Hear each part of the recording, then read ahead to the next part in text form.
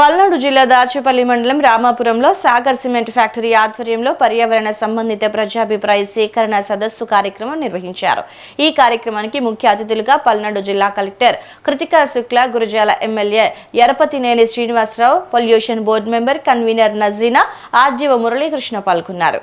ఈ కార్యక్రమంలో రామాపురం, శ్రీనగర్, గామాలపాడు గ్రామ ప్రజల అభిప్రాయాలను స్వీకరించారు। గ్రామ ప్రజల కోరిక మేరకు ముందుకు సాగాలని, గ్రామాభివృద్ధికి సాగర్ సిమెంట్ ఫ్యాక్టరీ యాజమాన్యం సహకరించాలని కలెక్టర్ కృతికా శుక్లా సూచించారు।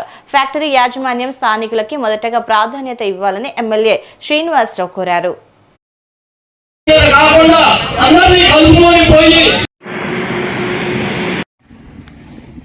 ఈ గని నుంచి అలాగే 1/2 కిలోమీటర్ దూరంలోనే కృష్ణా నది ఉంది। ఈ రామాపురం గ్రామంలో ఇప్పుడు యాదవ్ సోదరులు వచ్చారు।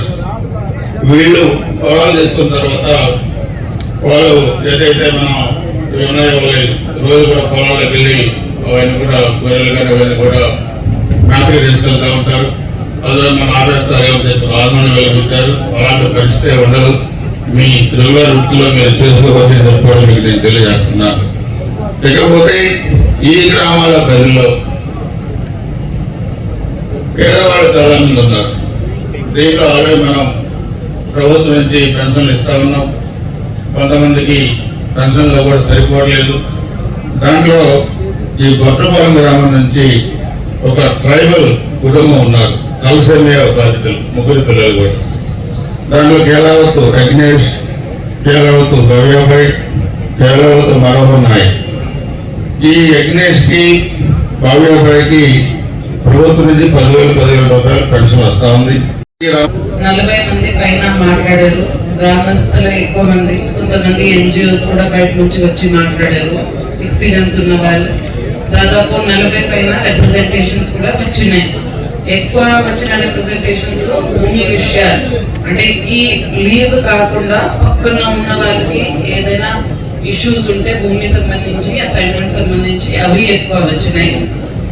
2 గ్రామాలు రామాపురం, శ్రీనగర్ గ్రామస్తులు ఎక్కువ మాట్లాడారు। వాళ్ళు చెప్పింది అన్ని, అడిగింది అన్ని తప్పకుండా సాగర్ సిమెంట్స్ మేనేజ్మెంట్ కి చెప్పి అయ్యేటట్టుగా చూస్తాము। వాళ్ళ కమ్యూనిటీ హాల్ గురించి అడిగారు, స్కాలర్షిప్స్ గురించి అడిగారు, ZPHS స్కూల్ కన్స్ట్రక్షన్ అడిగారు, స్కిల్ డెవలప్మెంట్ ప్రోగ్రామ్స్, ఎంప్లాయ్మెంట్, ఇవన్నీ అన్ని జెన్యున్ డిమాండ్స్। ఎందుకంటే వాళ్ళు ఎక్కడ వర్క్ చేస్తున్నారు, ఆ ప్రాజెక్ట్ ప్రాపరెంట్ వాళ్ళ చుట్టూ ఉన్న గ్రామస్తుల వెల్ఫేర్ అంతా CSR కింద తప్పకుండా చూసుకోవాలి అని చెప్పడం జరుగుతుంది వాళ్ళకి।